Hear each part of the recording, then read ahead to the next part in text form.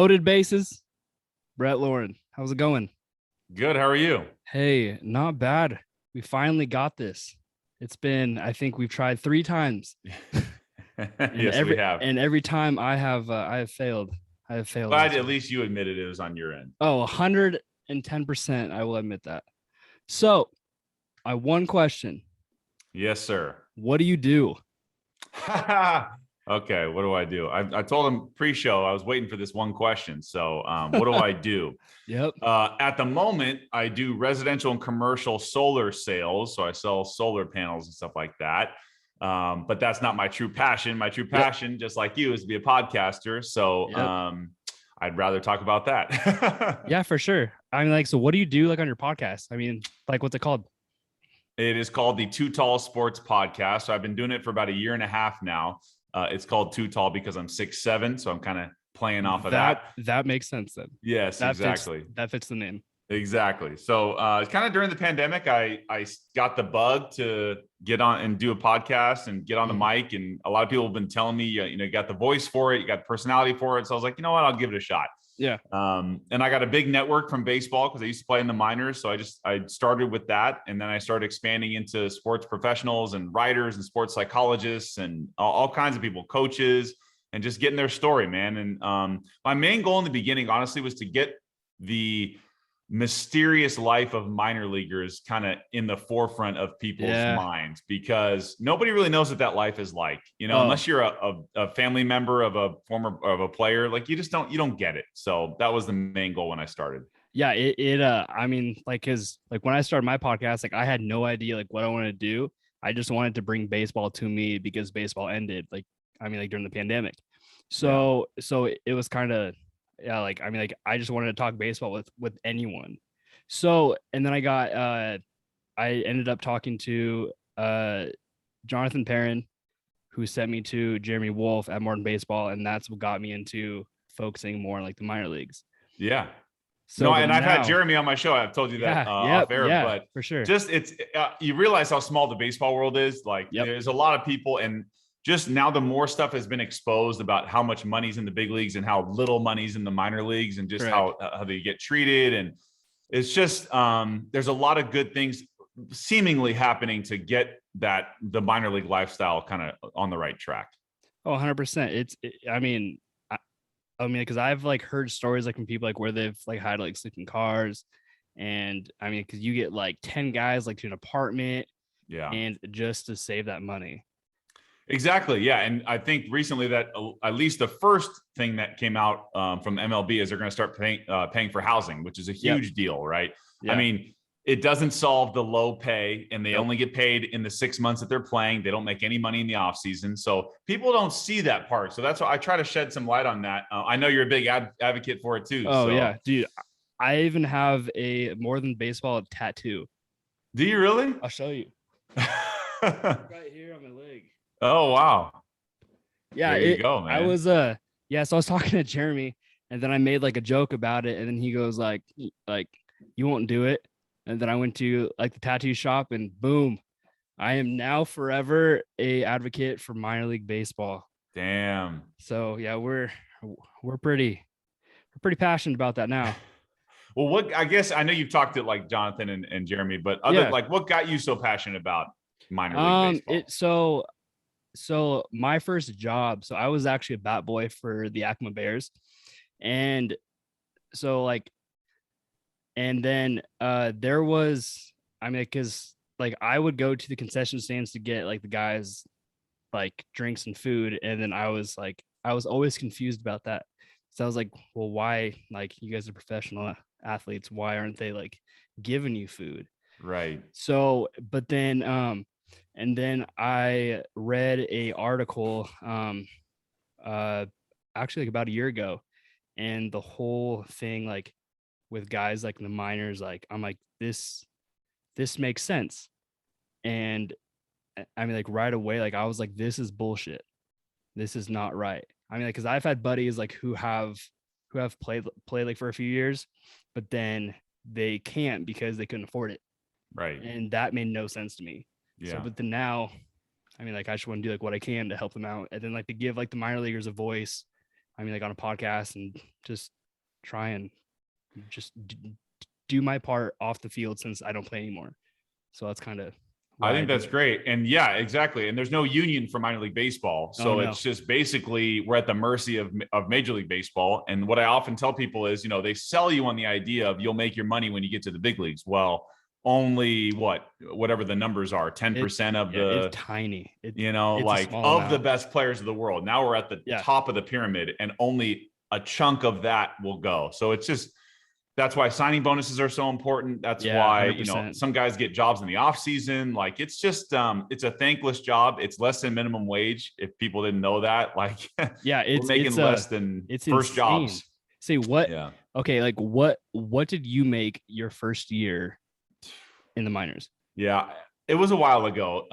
I started in 2008, but I mean, it was definitely not 1,000 a month. Like not close to, it was probably 600 or 800 maybe a month, maybe. Yeah, I don't know. It just, and again, that's like, and that was my first season was right out of college, so we didn't start in April when normal's minor league starts. We start in June after the draft, so I only played for like 3 months and got, and that was it. So it was, and then you have a long off season, and then you got, there's no job security either, right? So when you show up to spring training, you are not guaranteed a spot on a team when you break camp.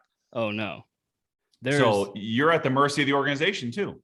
Yeah. It's I mean, like, cause I'm looking at your baseball reference right here and it says, and then like, so you played up in Everett. Yeah, I did. Yeah. So I played. So So did you play in Yakima at all? Like I did not. I don't think I played in Yakima. I was moved up like a month after I got there. Okay. Yeah. So I wasn't there very long. Yeah, because that was the year I was actually one of the bad boys. Oh, really? 2008? Yeah. Wow. Cool. Yeah, I was like 20. It was 2008, 2009. I was I mean, like, so I was that close to being your bad boys. I know, what a small world that would have been. Yeah. No, no, there's, I mean, like I've heard so many stories like from guys like the minors, and it just blows my mind. I'll tell you this, I got traded once and I got Rule 5'd once, but being traded is probably the biggest trip because, like how did that go? Right. So it's mid-season, it's at the deadline. So I was getting ready. I think I was supposed to start one day. I was in Lansing, Michigan. So at that point I had gotten, the Mariners were in Clinton, Iowa at that point for low A. So this is the level above short season. And we were on the bus about to show up to the field, and we get to the stadium and my pitching coach comes back and is like, "Hey, don't dress out today. You're in talks for a possible trade." Wow. So it was like a super weird day. I was like, wait, I'm supposed to pitch. I was like, I'm not pitching. He's like, no, we can't trade a hurt player. So you're sitting out today. And so I literally, for 2 days, I was just like in limbo of where I'm going to be. And I'm like a lower level guy. Yeah. So I'm just, I'm sitting there, whatever, we're on the road. Right. So I ended up getting traded. Another buddy of mine on the team also got traded too, to the Pirates. So and you may remember that if you're a Mariner fan, when the Jack Wilson, the shortstop, and Ian Snell, the pitcher, they got traded to Seattle. I was in those 5 minor leaguers going to Pittsburgh. Oh, no way. Yeah, so I was in that trade. Crazy. Yeah. So the hard part is I got traded on the road. I had to fly back to Clinton, Iowa, get my name off the lease, and like get my name out of the cable bill, whatever I was on. There was 4 of us in the apartment. And I had to get all my stuff packed up and fly to the team that was on the road in West Virginia also and meet them there. And I had to figure out where I was going to live. It was just like, there's no help with that at all. Like, it's just, yeah. So you had to figure out like where you were going to live. Yes. And all the bills, all that stuff. Yes. So I did was in a matter of a few days. Yes. Usually when you get traded to a team or, a new player comes in, someone's going down or wherever. So there was a room open, which is basically the kitchen or like the dining room area that I got an air mattress for. And I found one of the spots that were open with 3 other dudes on the new team who I don't even know. And I got to live with them all of a sudden now for the season. And you're 6'7", so you're sleeping on a air mattress in the kitchen. Yeah. I know.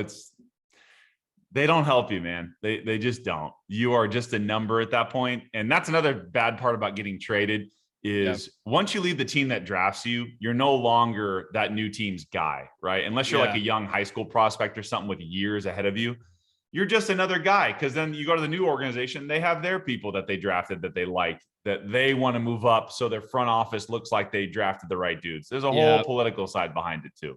Say, were you always like wanting to be a professional baseball player? You know what? I played both basketball and baseball all the way through high school. My true passion, honestly, is basketball. Like if I could have played, I would have done that. But I had a couple D2 offers for basketball, which I turned down because I was like, well, and I wasn't a scholarship baseball player either. So I walked on at University of Arizona. I was like a recruited walk-on, kind of like they knew I was coming, but I had no scholarship. So I was like, well, I could go play 4 years of D2 basketball, or I could go play D1 baseball and have a shot to play in the minors and hope. So I just kind of made a business decision after high school. Yeah. Even though I love basketball, baseball made more sense. Yeah. So is that why like you focus on more than just baseball, like on your own podcast? Yeah, because I am not a baseball lifer, honestly. Yeah. I'm just not. Like I like the game. I think it's hard to be obsessed with baseball. Like once you go through the grind that I went through and like the business side, it's not like playing Little League where you get up and you're excited and you want, it's to me, I don't know. I guess I'm just maybe jaded by the whole experience. No, I feel I totally understand that. I mean, like, so when I was done playing college baseball, I mean, like I was glad that I had more time to be a fan of the game, but then like, as I like started like the podcast and then I learned everything. And then now like I don't really watch baseball. It's hard to watch. It's more of like, I like to talk to the people and know like the behind the scenes stuff instead of like, I mean, like what's happening on the field. Right. I mean, like it is cool. I mean, like that like right now, like, I mean, cause there's World Series and all that, but I mean, like other than that, it's just, I mean, think about that as a fan, though. You're asking people, there's 162 games and each game is 3 hours plus. Dude, and plus playoffs. You're asking a lot out of people. Like that is a long commitment to watch a game that doesn't move that quickly, even in the game. At least football, there's baseball action, is boring. Baseball is boring. So boring to watch. It is. Yeah, it's hard to do unless you're there. I like going to games. It's fun going live, and it's like an experience. Yeah. But watching a baseball game on TV, a regular season game in June, I don't know, man. I don't really care to watch it on TV. No, I'm with you. That's why I kind of broadened myself because I like I said, I'm a basketball guy at heart, but I enjoy watching football, and there's fantasy implications and golf, and I like other stuff too. Fantasy football right now is kicking my ass. Yeah, I hear you too. It's a lot of luck, honestly. It's my first year playing, and you've never played fantasy football? Nope. Oh, wow. No, I mean like I've done like fantasy baseball. Okay. But I actually almost got fired from my job because I was way too invested in like trades and all that stuff. So damn. Yeah. So I'm telling myself I'm never gonna play fancy like sports again. But then this year, like I got suckered into playing. Yeah. But it's I can't do that. Yeah. It's tough. So that's why I do podcasting. There you go. A lot easier. Exactly. Yeah. Yeah. So like how many episodes are you in like on your podcast? So I just 76, I think now. Okay. So I've done a good amount. It's one a week. I've been doing it for about a year and a half. So that's kind of where I'm at. But yeah, I try to crank out one a week. And, now, like I said, I'm venturing off. I had a big guest today, Mike Martz, former St. Louis Rams coach and the Super Bowl and all that stuff. So that was a big one, but they're not all like that. Trust me. A lot of my guests are not big names. And that's the hard part, like people will listen to this one because they know who he is. But, I get my regulars and my loyal listeners will listen to each one, but it's hard to hit big numbers when you don't have big name guests and you're a small time podcaster. Exactly. I mean, like I will tweet at everyone. I was just like, dude, like, I'm like, what will it take for you to be on my podcast? And I usually get like no answer, but I think like in the very beginning, I mean, like, because I didn't really have like too many connections. Or I guess like besides like my like buddies like that I played with and then like that went on like to play like the minors and stuff. Yeah. But like I would send out probably about 100 DMs a day just asking, I mean, like if they want to be on the podcast. And then I had like 20 followers on Twitter. So it was just like, No, I'm good, man. Like you, like it's it's not gonna be her anywhere. But then it just like you never know like where the podcast like is gonna go. How'd you get so many followers all of a sudden? I just tweet whatever I want. That's You do kind of tweet a lot, so maybe just the engagement yeah. factor. It Yeah. it's kind of I mean so like my normal job like so I do accounting and so I sit on my desk all day and then I have Twitter up. So Okay. I just bullshit on Twitter. That's Yeah. sorry to my boss if she's listening to this, by the way. But Hopefully they're no, not following. oh, she does. Oh, She, okay. she does. But I As mean, long like, as you get your work done, she is whatever. super. Yeah, exactly. Yeah. So I mean, like for that, it's just pretty much like being like engaged with it. Yeah. I learned. I mean, like, cause I'm 27, so like I'm like at the age like where like Twitter and then like all that is like that was like our like prime, and then like MySpace, like all that stuff. So I mean, like I feel that I'm like really good at social media, and that's kind Yeah. of how I've learned to like grow stuff. Have you gotten any bites from anyone notable? Let's see. I mean, I've talked to a few guys. Let's see. I think honestly, like so far, my favorite one was probably Dave Sims, like the Mariners broadcaster. Oh, yeah. Super nice guy. So yeah, him. I mean, like, cause that was a big one, like for like all the guys like up here, like in the Northwest. Oh, for sure. So that was, and then that was before this season. So it was, I mean, like before like their run and all that stuff. Yeah, And he then, had some good clips in the yes, end of the season here. exactly. Yeah. Yeah, him. And then yeah, like so Jonathan Perrin, so he pretty much like helps me out like with guys like that he's played with. He got me Donnie Walton. He's AAA and MLB like with the Mariners, like so he goes up and Okay. down. Yeah, it's I think he's my only like the highest guy. So now no, I have had JJ Puts on here. You had him on there? Yeah. Oh, okay. I know JJ a little bit. Yeah, That's cool. Yeah, it was yeah, I have a funny story like about him. So my very first Mariners game that I went to, he came in to close the game out, and he so he gave up a home run, but then also so Mark Teixeira was up. He hit a foul ball and I caught it. And I was like, what are the odds? Like my first game, like catching the ball. So I was like, hell yeah. So and then JJ puts close the game out, and then he throws the last ball like into the stands. I catch that one too. So yeah. So and then I sent him like a message on Twitter, and I was like, dude, I have a story for you. Just hear me out. And then I told him, and then he goes, I will for sure be on your podcast. Yeah. So then Really cool. yeah, then I still have that, and I still have his baseballs and everything. So it was, yeah, that was on my 13th birthday. That's awesome, man. Yeah. So that's how, yeah, then we just sat on Zoom for like an hour and a half and just drank the whole time, and it was fun.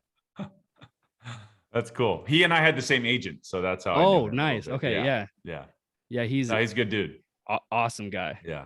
Awesome. He came down when he did so we were both with the Diamondbacks at the same time. Yep. And I was in AAA, and he was rehabbing with the Diamondbacks just kind of toward the end of his career. But he would come down to Reno, and like there's lots of casinos in Reno. So we'd go out and hit the tables a little bit.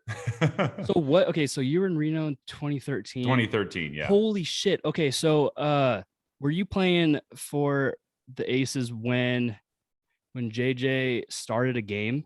Yeah. Dude, I was there. Were you really in Reno? Was in Reno. Okay, because we were down playing at a tournament at University of Nevada, Reno. Yeah. And then like so we had a off day, and then we went to a Aces game. And then we were there, then like all of a sudden, because like we're all from like up here, we hear JJ Puts is starting. We're like, what the fuck? And then we're like, this is badass. No Yeah. So shit. what they do is when there's a big leaguer that comes down, and especially if it's a reliever, they let Yeah. them start the game just to get them out of the way and get their work done afterwards. So Yeah. they don't make them wait till the end of the game. So Yeah. that's why he started. But yeah, Wow. no, it's cool. Yeah, he came down to Reno for a couple weeks. That's crazy. Yeah. Wow. Yeah, Yeah. good. So yeah, look at that. I was in the same stadium as There you. you go, man. Like in See? 2013. There you go. I missed you in Yakima, but you got me in Reno instead. Hey, that works. Yeah. No, yeah, no, it's definitely, baseball is a small world. It totally for is. sure. Yeah. I guess like if you had like one guest that you really, really wanted to talk to, who would it be? Like in the baseball world. In the baseball world, who do I really want to talk to? Oof, that's a good one. I mean, obviously, if I'm shooting for the moon here, like I grew up a Ken Griffey Jr. fan. He was my favorite player. So if I could get him, I mean, same. that would be it. I did actually get to meet him once, but like for a second at spring training for the Mariners, because sometimes the former big timers will come back and hang out in spring training. So I got to meet him once, which is cool. But the weird part was I was, he's not as tall as me. So it was weird looking down on Griffey when I like, and I'm still in my mind looking up at him, but in physically looking down at him. It was kind of funny. I was like, this is the legend I grew up, watching. You grew up looking up to him, and then now you're actually looking. No, I look down on him. Yeah. Who else would I want to have? I don't know. That's a good question. Guys I grew up watching. I don't know. That's tough to say. I wasn't prepared for that one. See, I would say Griffey. Yeah. Okay. Yeah. See, that's exactly like what I was telling you. Like I have the one question, and then just go from there. This one was way harder. Yeah. Really? Yeah. Because there's a lot of, I'm just trying to think of guys that I grew up watching that I would really want to talk to, but like, I don't know, baseball, there's only a few great personalities in baseball. Exactly. If you think about it, right? Yep. A lot of these guys are much more reserved. It's not like these other sports where they're more outlandish. Baseball is a very, you've been beaten down so much, like adversity wise, it's a game of failure. So guys are much more calm, in baseball. Yeah. That's the, like, cause sometimes cause I've had guys on and they're just hard to talk to. The pitchers are usually the fun ones. The position players are not. Pitchers are the weirdest people They're the fun met. ones. Because we have like the conversations in the bullpen we have is not about baseball, so it's those kind of guys. Never. You never talk about baseball on the baseball field. Yeah. Normally it's like conspiracy theories or like, weird cities you've been in. Yeah. Yep. There was, that's why I was glad I was a two-way guy in college. Yeah. So so I got the best of both worlds. Oh, okay. Yeah. But Griffey, I've heard that he's that he doesn't do any no, he doesn't do any media at all, really. I could kind of see why though. Yeah. He's Ken Griffey Jr. Right. He doesn't have that personality though, honestly. No. He's never been that guy. No, we went to his number retirement game up in Seattle, and then he didn't talk. It was just he just was there just doing his thing, and then wow. Yeah. Because up in Seattle he doesn't have to talk. Everyone knows who he is. Yeah. No, that's true. I saw he just became part owner of the Mariners too. So that's kind of a good thing. Yeah, it's I don't really know exactly what all that means. Yeah. I just know that he just invested his money in the Mariners. Right. He's part of the organization. So could be a good thing. Yeah. I'm trying to think of my answer to my own question. I don't know who exactly, man. It's not that easy. Baseball wise, I think I don't know. I think current players, definitely Marcus Stroman. Okay. I would love to talk to him. So I was listening to Starting Nine podcast, and they get guys to talk. That's kind of. But isn't that because what's his name? Is that Jared Carabas? Him and then Dallas Braden. Yeah. Oh, he's a funny guy too, Dallas Braden. Yeah, I think honestly, I think I would love to talk to him. Yeah, he's funny. And then there was who is it? Amir Garrett. Okay, for Cincinnati. Yeah. Yeah. Yeah. He was a 2-way. He was a baseball guy too. Okay. And then he actually was going to play college basketball, but then he got drafted, and then something like didn't work out like with his with the NCAA stuff. So then he chose to get drafted, and then he went to spring training, thinking that he was just automatically like in the big leagues. And then he shows up, and there's hundreds of people, and he's like, "What the fuck?" Yeah, he didn't realize what it takes to get up there. Oh yeah, no, Yeah. but I don't know. I mean, so how about in like football? Who do you want to talk? That's a current player. I want to. I was just actually thinking about. I'll give you my football one. My basketball one would be Shaq for sure. I think he'd be fun to have on. Hands down. Yeah, Shaq or Charles Barkley, one of those dudes. That would be fun. Who do I want in football? I think, dude, just watching like either, well, not really Eli, but having Peyton Manning on would be awesome. Oh, yeah. Because he can talk, right? Because he's funny, knows the game super well, but like he's fun. And like Eli is just not the same personality as Peyton. He's more awkward than Peyton is. Yeah. I think for me, it would definitely be Marshawn Lynch. Okay. I mean, Seattle guy. But I don't like the Seahawks. Oh, okay. I will never admit that I like the Seahawks. Okay. No, he definitely would say some wild shit, that's for sure. Yeah. Well, yeah. And then I was and I read an article. He's actually like the NFL's Player Association's brand ambassador. Yeah. I mean, like he's a smart guy too. Yeah. Which would be awesome. No, for sure. No, I think that would be a fun one, definitely. And usually the quarterbacks are pretty good to talk to. Yeah. Yeah. But they're overrated. Well, yeah. I want like the other guys. I want like the depends who it is. Yeah. The receivers, obviously, they're also can be the most vocal. So yeah. Are you a big, or I guess, are you a hockey guy at all? No, I'm not. I grew up in Southern California, man. There's 100% not. You are Ducks not. and the Kings, like, yeah, not for me.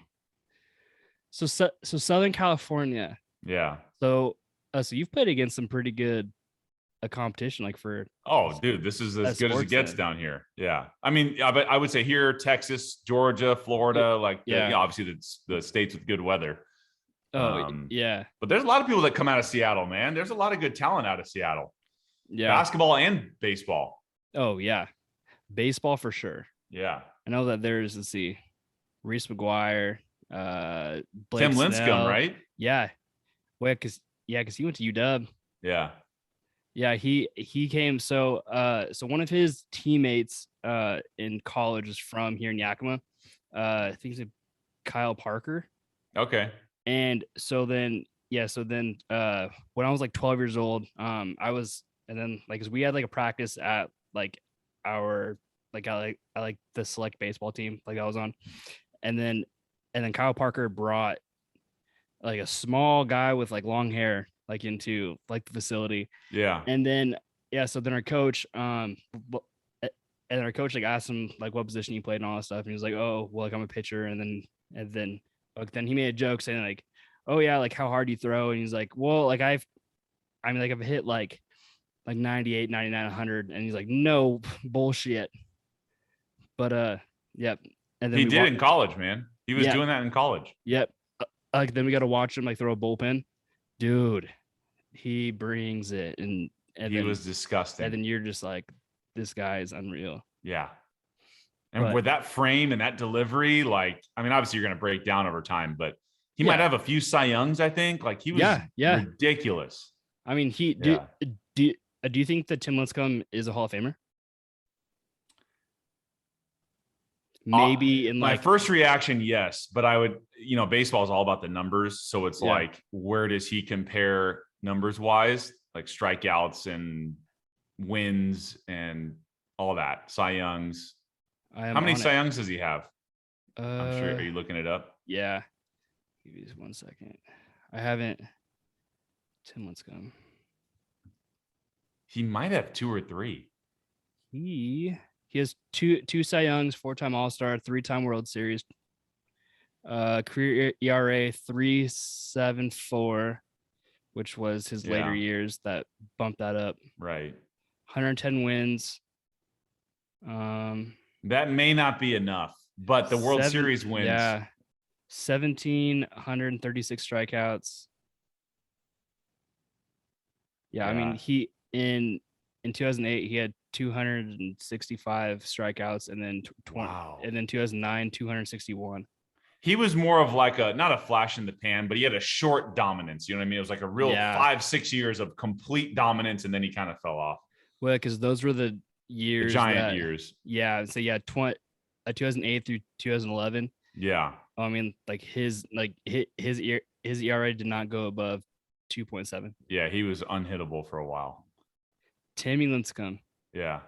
I think I would love to have him like on the podcast. I don't know his personality at all, so yeah, that's I mean, but just having I could that probably. I mean, I think I could ask him like if he wants to like get stoned with me on the podcast. That might work.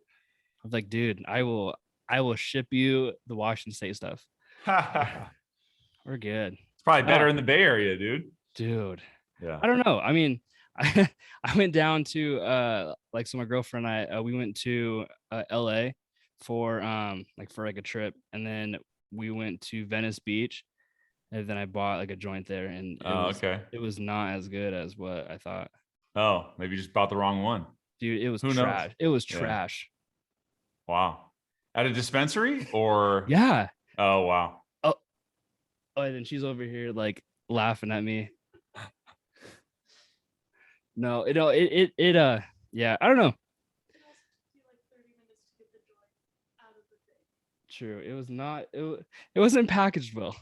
Oh, okay. Maybe you just went to a bad dispensary, dude. It wasn't good. It wasn't good. Yeah. But no, I mean, like there's, it's pretty crazy, like of like the areas that produce the talent. Cali, see, I lived in Florida for a year in 2018, and dude, there was, I mean, like we watched like the number 1 and number 3 like high schools in America play. Yeah. Florida puts out a lot of talent. Yeah. And they even had like D1 guys on their bench. I'm like, how does that even work? Yeah. And there's a ton of schools in Florida too, like colleges, and there's just so many dudes down there. Yeah, we went to a University of Miami game. Yeah. And then you're just like, it's not fair. Oh yeah. Miami, Florida is really good. Florida State has a good program. They're all good. Even like Florida Gulf Coast has dudes throwing, you know, like they just get those random schools, like just get guys. I don't know. Do you think that guys should have to go to college before they get drafted? I normally tell people, like high school kids, if you don't get like, 750,000 or more, I would go to college. Like just the maturity, you can't get those years back, and if you're really good, you'll get drafted again. Like, I try to push people to college if you're an athlete, because being an athlete in college is much different than just being a regular student. There's a lot of perks to being an athlete. 100%. You are a athlete student. Right. You're a priority person. So, but like if you get $1 million out of high school, I would say yes to that. Like, it's hard to repeat that again, Yeah. So you can, don't say, because I wonder like what they're gonna do like with the new CBA. I mean in baseball. Yeah. You mean like offering more bonus money or less? I mean, more. And then also like I heard that they're gonna change so instead of like the team control for 6 years, I think it's gonna be like by age. Oh, okay. I did see that one. I think it's like, because you're, like I said, again, at the mercy of the organization. You're just going to be there until they, let you go. Yeah. What was the final thing for you? I mean, like, how was that? The final, I guess the final straw, like for baseball for you. Yeah. So I got released from the Diamondbacks. So this is another thing that sucks. Like after the 2013 season, which was arguably one of my better years, I got to AAA. I was like, all right, I got a chance. I was going into spring training 2014 thinking I got a chance to make the big league club. I've already shown what I can do. I've already been on the 40-man. Like, what else do I need to prove? I spent the whole offseason getting ready, just like everybody else, for spring training. And I show up in March, and I was there for 2 weeks, and they released me. So I just wasted 6 months getting ready for something that they should have just let me go right away. No. They made me, I was already a guy on the bubble. Cause again, even as well as I did the year before, I was just a number for them at that point. I was not a priority guy. So 2 weeks after the spring training starts, I get released and I go play independent ball. And I told myself, if I don't get picked up after this 2014 season of playing independent ball, I went to Long Island, New York. I'm done. Like I said, I'm not a baseball lifer. You know, I was going to get married the next year. Like I was ready to move on from baseball because it didn't matter how I did. I wasn't getting picked up again. So it was, I mean, that's just the business of baseball, that you have zero control over it. Even if you pitch well or play well, you can't move yourself up. So and that's baseball for you. Yeah, that was it. I mean, like I said, there's guys that are still playing that are in their mid to late 30s playing independent ball. I was never going to be that guy. Like I never saw myself doing that. I could not do that. No. I mean, because there's a point like where like you guys say, hey, like this isn't life. This isn't life. No. I didn't want to. Yeah, I was done. Like you get tired of the off-season training every year and just I don't want to go to practice anymore. I don't want to do team defense drills anymore. You know, you get closer to 30, you're like, I'm over this shit. Like I just don't want to do it anymore. So I am glad that you're doing podcasting now because you run an absolute awesome podcast. Thank you very much. Appreciate that, man. Yeah, I try to be as professional as possible. You know, I try to have a good flow to the episodes, so I try. Yeah, mine's not. I mean, mine's not too professional, but that's okay though, man. That's okay. That's I mean, but this is just like how I am. That style works too. Yeah, it's. I mean, like, cause I like my very first podcast. I wanted to be professional. I wanted to edit stuff, and I wanted to do all that. But now I don't edit shit. I think that's actually okay. I stopped editing as much as well. I like to keep natural conversation going. Exactly. I don't want to over edit the episode. You know. Well, exactly. Yeah. I mean, so that's why, like, I have the one question, and then I crack. But you have more questions than that, though. Yeah, but like, I don't have any pre questions. No, that's great. I think that's okay. I did zero prep work for this. That's funny. Well, it's going fine. And you know what? Sometimes normal conversations lead to good nuggets that you get anyway. Exactly. That's what I'm saying. Yeah. All I had to worry about was to pronounce your name right. I did not want to butcher that. Yeah. And that's it. There you go, man. No, it's easy. No. Yeah, it's podcasting is great. So it's good that you're doing it as well. It's fun, man. It's, you know, it's a great way to reconnect with people too, you know, like from your past. Oh, 100%. It's I mean, I'm glad that people want to create like the content, and then like they want to chase like their dreams doing this. Like, so you're still kind of like in the game, but like at the end of the day, like if you have like priorities, like actual like the life priorities, it's okay. Like you don't have to. I mean, it's like, oh, okay, well, like I can reschedule the podcast. Yeah, it's not like a live show, and people can listen to it whenever they want.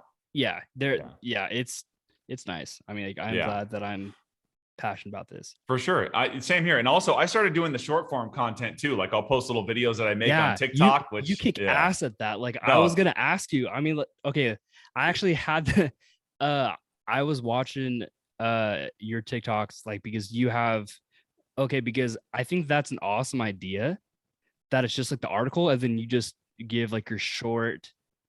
I give you a minute because like what I was going to say was like, people like short form content too. Some people just want, give me a minute or 30 seconds and that's it. Tell me it all. I don't want to listen to an hour of you and someone else talk. It's fine. Some people want that. That's totally fine. Other people like the long form conversation. So that's why I do that too. But I'm trying to figure out my niche in the sports media landscape of where do I fit in the best, or can I do it all? And, you know, everybody takes what they want, kind of thing. Like how long does it take you, like, I guess, like, to prep if you do for the TikTok stuff? Yeah. So, you know, normally it's like, for me, I do a lot of those green screen videos. So it's just me in front of a picture behind me. And so it's just finding the right videos and like the way I want to tell the story. So maybe the whole process takes like a half an hour, maybe an hour, I would say, just because then you got to go back and listen to each clip. Yeah. And like, it's a pain in the ass, but I try to, you got to have a good hook to the beginning of the video so people will stay. Because like the TikTok people are like, if you don't have something good in the first 3 seconds, they're out. Like they're moving on.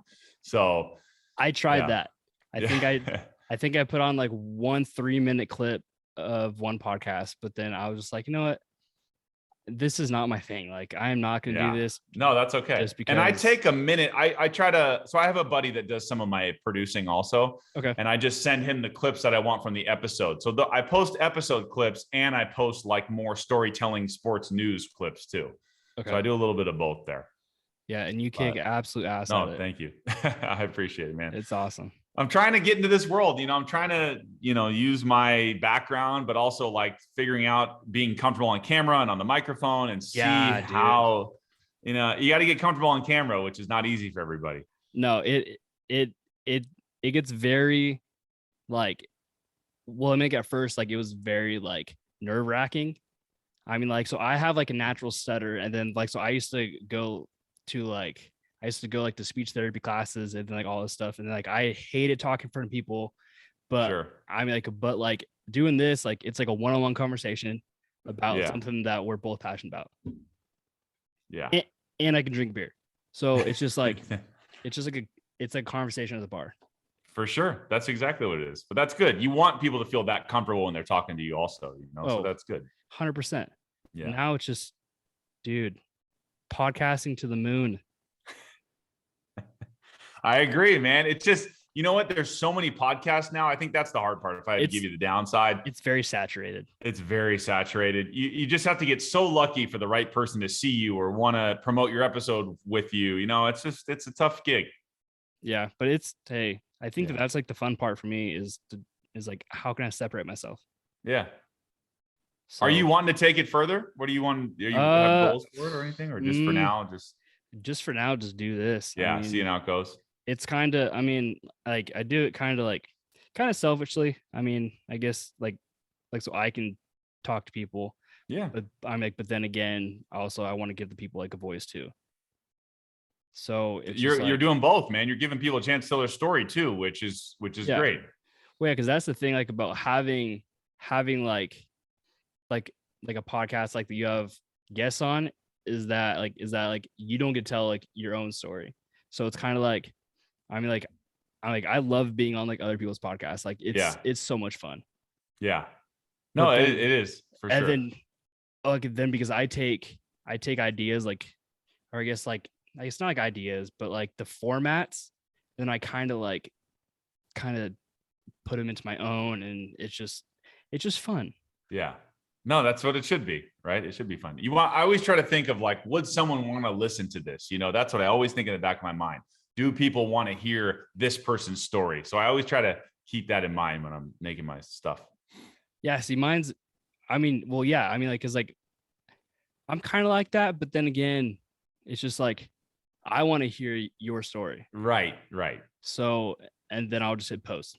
Yeah. And it just goes. No, it's totally good. And if you want to hear it, then I'm sure other people want to hear it too. So hey, there you go. Yeah, if you're a baseball fan and you don't know about, if you have a lot of minor league guys on, or if you have ex-big leaguers, like, baseball's kind of a mysterious thing. It is. So it is just one big family that's like related to the Illuminati. Yeah. It seems like it. All the pitchers out there. Yeah. So let's wrap it up a little bit. Yeah. So one more question. Yes, you're allowed. Okay. Thank you. Okay. So let's say, theoretically, let's say that you are on the verge of, just being done with baseball, and you are in the minor leagues, and you want to keep playing, but you don't. Yeah. What do you do? You want to keep playing, but you don't? Okay, like you want to continue chasing your dream, but there's the point where you have to make that tough decision. What? Okay, yeah. Like, so let's say like that you were in that spot. I mean, yeah, you were, but like you knew like immediately like that you weren't gonna be like the baseball long term. I think you just feel it. I think you just know, like, do I really want to come back for another season after this? I think that's what I was thinking, Plus, based on your age, where you're at in relationships, you know, where you're at in your career. Like, do you know if you've hit your ceiling or not? If you start bouncing around and they start, you know, you can just see the writing on the wall. They're not going to move you up. I think you can get it if you're self-aware and you're honest with yourself. And I would just talk to coaches too. Like, hey, you know, they might not tell you the real answer because they want to keep you around, but you know, what are my chances of making it? You know, talk to anybody, minor league coordinators, you know, they like to blow smoke up your ass too, you know, but the more you talk to people about it, I think you can always write down the pros and cons list, which is something people do when they have tough decisions to make, and just say, hey, what are the pros of me continuing to play right now? Do I still love the game? You know, if not, then that's an easy decision. But if you still love the game, you want to give it one more shot, whatever. I just think you go to your support system if you have one, or if not, you seek somebody out that can help you. It is a really tough decision. It's not like leaving a job. It's you're leaving your identity behind. That's really what this is about, because a lot of these guys and a lot of the dudes that played baseball only played baseball, single sport athletes their whole life. Yep. I was not a single sport athlete. I played multiple things. So it didn't crush me that I wasn't playing baseball anymore. I think it was the schedule and the structure that I lost that was the hard part. So I think it comes down to you. I think you know when you're done. That would be my answer. Hey, well, that's a great answer. I tried to give you as full of an answer as I could. I liked it. Well, thank you so much. Yeah. No, it was great. I appreciate having me on. Always fun to chop it up and tell stories and talk baseball, man. Hey, have a great night. Take care. Yes, thank you. You too. Just tag me whenever you want to share. And if anyone listening out there wants to follow me, it's on Twitter. It's at Too Tall Sports. Instagram, TikTok. It's at Too Tall Sports Podcast. So you can find me there. Add them up.